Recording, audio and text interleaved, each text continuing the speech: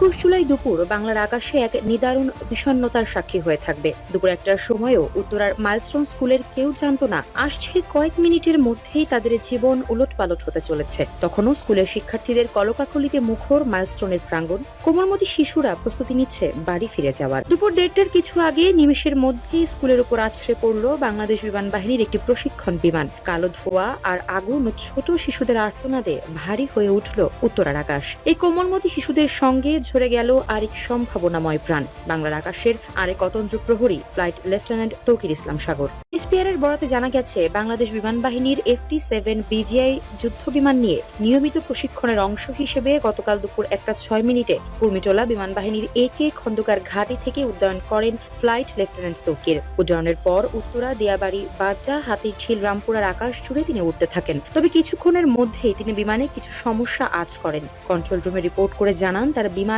আকাশে ভাসছে না, মনে